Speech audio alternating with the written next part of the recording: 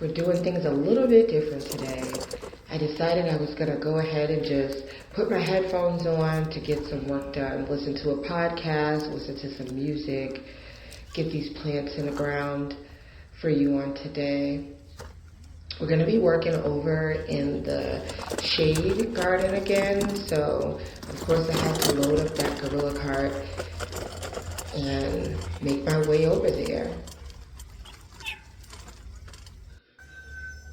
At this point, after chatting with the children, I had to stop and fill up this container with some soil so that I can use it over in the shade guard for that Heuchera that I said I would be replacing. Yeah, we're going to get that done today.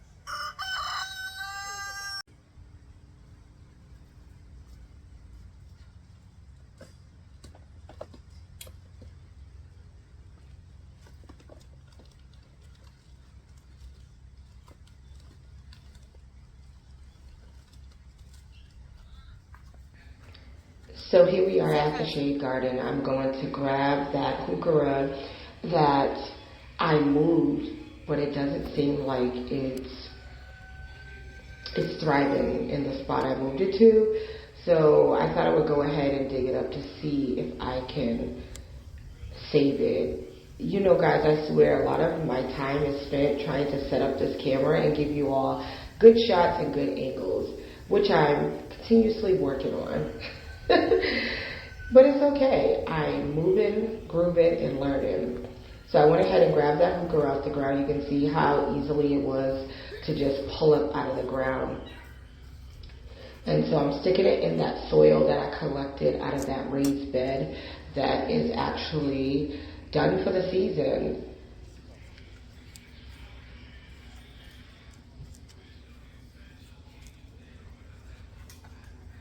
I thought it would be best to go ahead and just, if I'm going to be able to save the plant, to just go ahead and cut off all the foliage and allow the roots to develop in this pot and then start growing foliage again. One thing about Heucheras is that they keep their shape and they keep their color like throughout all of winter, all the seasons.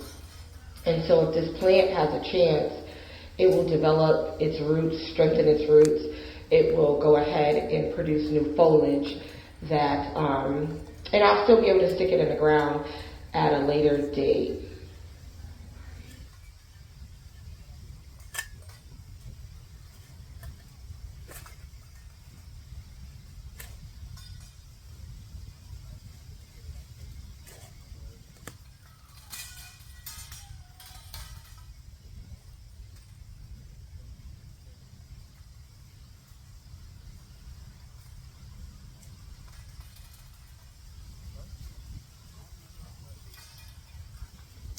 This is what I'm replacing that Heuchera with. It is frosted violet coral bell. Some say coral bell, some say Heuchera. I don't really know the difference, but this is what we're doing. And the specs on this is 12 inches high, 18 inches wide, right? This is a partial sunshade plant. We're gonna replace that.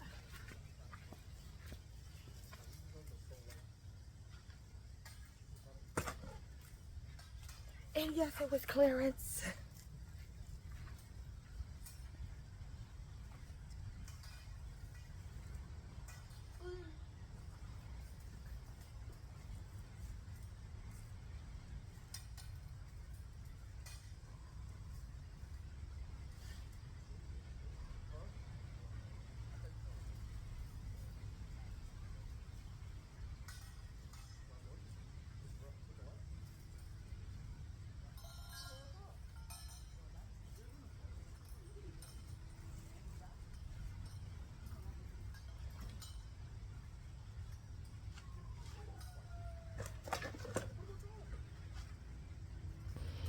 And I know I typically do a lot of fast forwarding, like speeding up my videos, but I wanted to give you all some gardening this time in real time.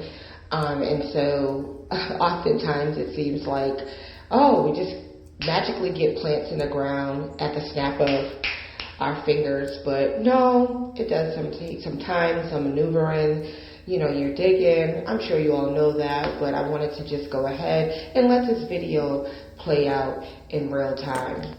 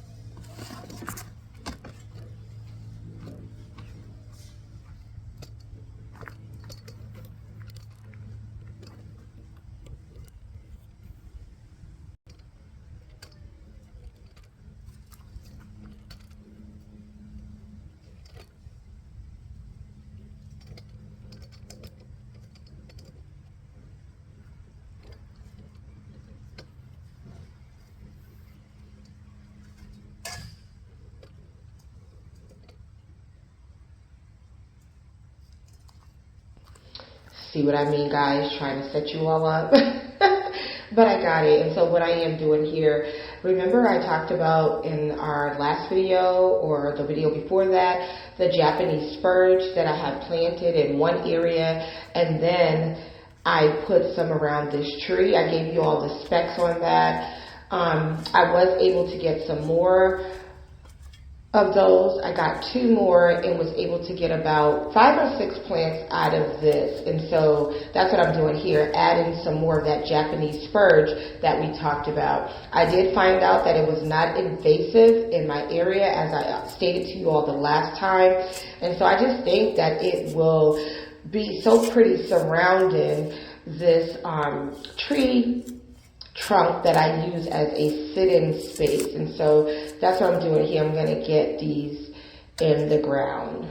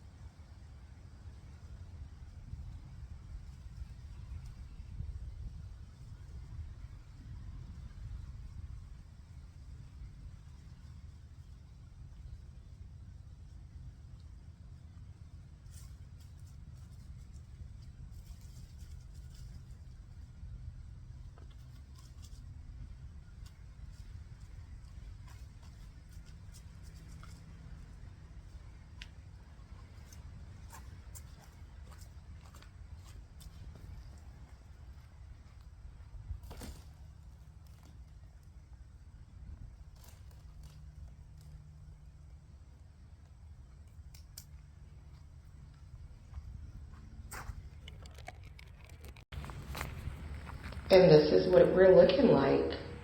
Once it all grows in, I think it's going to be a nice touch here in this space.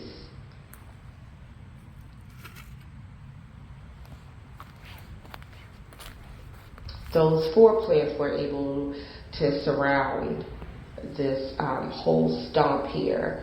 Because the last time we put some of this Japanese spurge in, I had 2 plants that I was able to divide as well. And so they're easy to divide. So, and then we got the Heuchera, or the coral bell, in the ground.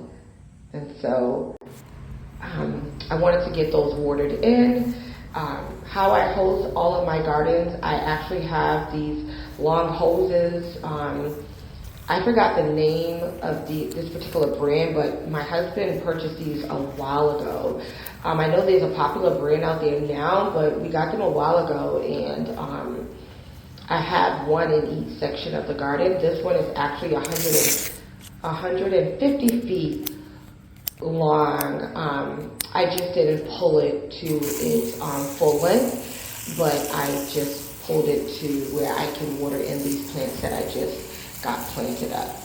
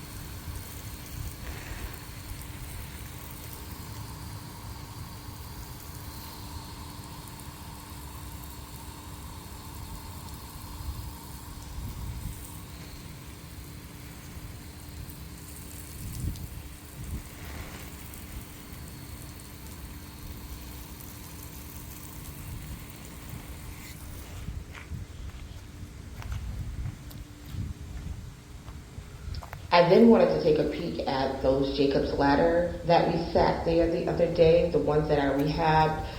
They look like they're doing okay. So I'm happy about that they might recover and I might be able to get them in the ground again. I just thought I would go ahead and add some water to these little bird baths I have.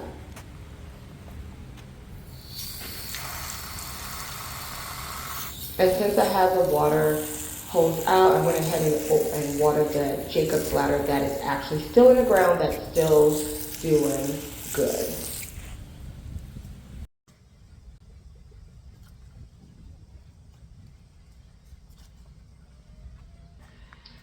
So this is the Heuchera that I just pulled off the ground and cut back. I went ahead and watered it in, and I actually stuck it over there with the Jacob's ladders that are recovering.